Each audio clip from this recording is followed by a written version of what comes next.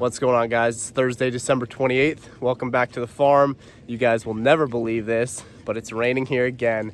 And I just wanted to take a couple minutes today to show you what pigs and a lot of water are gonna do to your pig pasture. So if you're planting pigs, it's definitely something to consider. Look how they just destroy this. It's a muddy mess in here right now. Now this December, if you guys have been following along, we've had so much rain. It feels like almost every day we're getting rain out here. And then obviously you throw a bunch of pigs on top of it and you're gonna get a ripped up mess. So there's definitely some benefits to it. The benefits are you're gonna clear and you're gonna root up anything that you don't want for next season. But the downfalls, obviously, you're gonna have to deal with a lot of mud. And now pretty much from here on out, anytime it rains, we're gonna be dealing with this stuff. This late into December, you would think that we'd have frozen ground. You would think that we wouldn't have to worry about this, but here we are. It's 52 degrees here today in eastern Pennsylvania. This is pretty much unheard of. It's consistently been this warm. I mentioned it in our last video. We haven't had snow at all last winter. Just a few dustings, a couple inches here and there. Nothing so far this year. So it's just really strange, the weather pattern that we're going through right now. But here we are just dealing with rain. So anyway, the big concern, I've talked about this before, is making sure these little guys are gonna stay healthy. You can see that they are completely covered in mud. It's kind of funny how dirty they get, but they look good. They're very active. They're out here eating, they're out here digging around. The big thing is keeping them dry. Now we do have a shelter. I actually looking at our one shelter down here, and this is going to show you how much rain we got. Our one shelter, look at that. I don't know if you can see in there. It's basically a little pool from the pigs kind of digging out to bed down, and then the rainwater just kind of rushing down this hill. So obviously they're not going to use this one right now, but we do have a shelter down there. We have one that they destroyed over there. So plenty of areas for them to kind of bed down, stay dry. I think the rain is over for today. I mean, we're still getting a little bit of drizzle here, but I think we're coming to an end. So in the meantime, we will kind of watch as we have a little river starting here. And this is definitely a lot caused by our pigs. Obviously, if this was all grass and this was all just natural wooded land like it was, you wouldn't have as much mud, you wouldn't have as much slop through here. But pigs do definitely do a job on your land. They definitely root a ton up, and as much of a benefit as that can be, it can also be a hindrance on what you're trying to do. Right here where I have one of their water bowls, you can see it's completely muddy now. We're gonna have to empty that out. Probably the worst spot in our pasture. It is a low point here. It kind of comes down from the top where they were. There's actually, when we get hard rains, this all flows down through here. So you can see kind of where my feet are. This is terrible here. So we're just gonna take this. We're actually gonna move it up in the pasture a little further. That way they're not getting everything all muddy, getting their water all dirty, and hopefully we prevent them from ripping that up a little further. Anyway, we'll continue to trek through the mud here today. We got to move the sheep. I did get some alfalfa, so if you haven't seen our last video, we tried to move some sheep with an empty bucket, thinking we could trick them, thinking it was feed. That obviously didn't work out. Got some alfalfa today. We're gonna see if we can get them over into the new side. Something I just stumbled upon down here at the chicken coop. Your chickens typically are gonna slow production this time of year. Obviously less daylight. For a while I was checking every day. No eggs. So I'm like, okay, they're just done for the year. Well, while I was over here, I decided let's take a look, and it's messy in there, but look at all those eggs. So we're gonna clean that out. We're gonna get those eggs up. Looks like we're gonna do our old water test.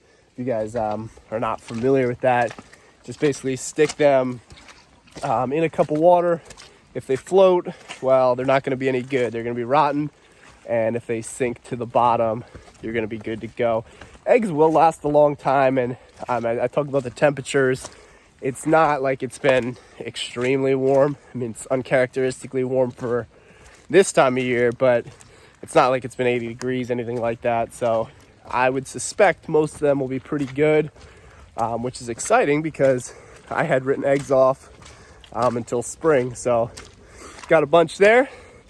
We'll pick them up, we'll clean them out. And as you can see, I got to clean that nest box out as well. We'll do that on a dry day. Don't really feel like doing that here in this slop. So let's just do what we got to get done and see if we can get these sheep over here. So guys, something I actually use a lot here, and this might be helpful, rather than getting, a lot of those feed dishes that are only a couple gallons, they're pretty expensive. These Commander totes, let's see if we can, they're just the black totes, heavy duty, with the yellow lids. You can get them at Lowe's, you can get them everywhere. There's generic brands and so forth. They're going to typically be larger capacity, and they're going to be cheaper for you. So they can be used for water. They're pretty heavy duty, like I said. We're going to throw the alfalfa in it now, so we're going to use it as feed. It's a little deeper, but as long as you're not dealing with a little lamb, which they're not going to be eating this stuff anyway, sheep are going to have no issues. So just a little, hopefully a helpful tip for you there. Again, those Commander totes, they're definitely pretty useful. This one is 17 gallons, and I'm just trying to figure out where I want to put this. I think I'm going to put it up here, so I have an escape plan for when Bucky decides to charge me. So anyway, let's see what we can do. So basically what I have here, just a simple bucket of alfalfa. It's going to be good protein for your flock. It's not something I would feed them solely. It is expensive, but as a good supplement when you don't have grass, it's definitely something I like to give them. Of course, they were right here. Now they're way up in the old pasture. Sheep, sheep. See if I can do this with one hand. Otherwise, I'm gonna have to set you guys down for a minute. Usually when they see this bucket, they are moving at me. Sheep, sheep. It's like they know. I swear, the other day I came over here and they saw me from a mile away, followed me right up the fence line. Now when I actually want to move them, well, now they're hesitant. We got them moving our way a little. All right, I got them following me. Come on, Bucky. See if we can navigate him through here. Come on, Bucky. Here.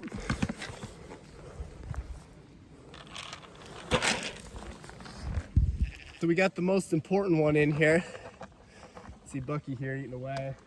The problem is the others did not follow right behind them like they typically would. So now I got to try to somehow get them in there. Come on, sheep.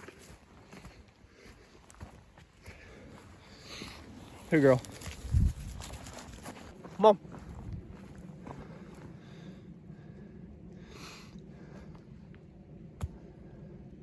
Oh yeah? Wise guy. Come on. Come on.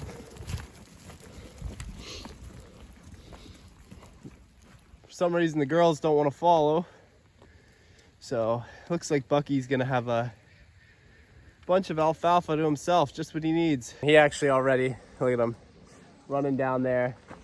It's funny, they don't like to be apart, but there's really no point to try to force them in here. They'll kind of go in on their own. Like I said last time, last thing you want to do is start to spook your sheep, having them all skittish on you. You want them to be comfortable around you, which we are getting better with it. They're definitely becoming a little more comfortable around me. At first, I couldn't even get in without them running off, and now at least I can get pretty close to them, as long as, like I said, Bucky's not around, because he'll get you, that's for sure. He likes to hit buckets, so if you have a bucket, at least he's not going to get your knee, but you don't want to get hit by that hard head.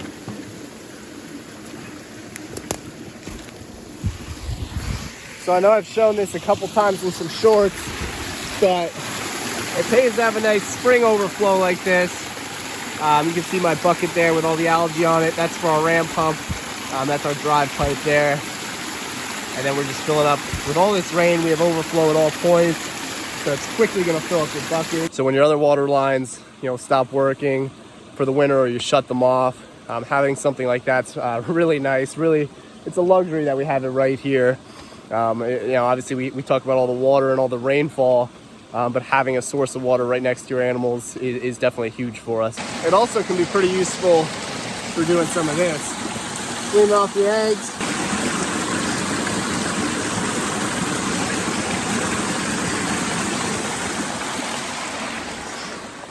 That'll be kind of our initial wash, and then we'll get them in. Typically I wouldn't want to wash them that much, but with them sitting in there a while, we'll get them cleaned up pretty good. So anyway, guys, that's it for today. Really just want to get out, show you what life is like, getting home from work, scrambling around, working in the mud pretty much every day anymore, and life with having pigs, sheep, and chickens. So if you like what we're doing, guys, please consider liking this video. You can support our channel by hitting that subscribe button. We really appreciate that. Thank you for watching along today.